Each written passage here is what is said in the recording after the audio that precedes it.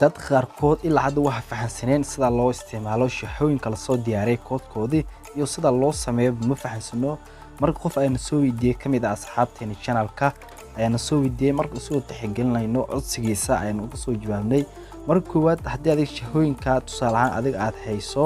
oo daban aniga waxaan hadda waan isku dhahay laakiin waxa shax oo safe amahan emission bit sleeve marka aan ku dhufno marka sida ujeedo waa saddex naadi waaye haddii aad doonayso in asxaabtaada la wadaagtid naadiyaha adiga mashaxooyinka adiga aad soo diyaarisay saddexdan dhibic ayaad ku dhufanaysaa safe bit sleeve ay ka sii dooranaysaa waa midkan koodka waa midkan dhaxda ku jira waaye 3R5K6 nation intaan waaye koodka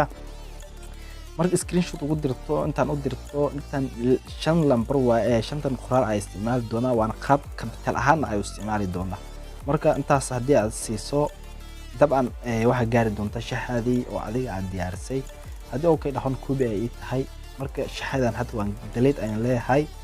marka haddii adiga tusaale ahaan haddii adiga koodkaas lagu soo diro aad doonayso inaad isticmaasho waxaad leedahay download bit sleeve mission qoranta ayaad ku dhufanaysaa tusaale marka adiga halkan joogdo mission calaamadan bit sleeve ayaad imaanaysaa download bit sleeve mission tay ku sii dooranaysaa wixii adiga soo koobi gareysay misquraal ahaan ay halkan u gelinaysaa waxa leedahay 5 lambarood waa in ay ahaadaan capital xarfiya yar haday ku jiraan kuma shaqeynayaan waa in ay dhamaantood capital ahaadaan oo xarfo waaweyn ay ahaadaan marka waxa leedahay uploading ay leedahay san ay kuga imaanayaan shaqooyinka qofka kala soo diyaaray oo koodkooda kula wadaagay marka waxaan u maleynayaa inaad fahanteen muuqaalkan halkan aan ku joojinaynaa marka inaad wax badan ku fahantaan ay rajaynaynaa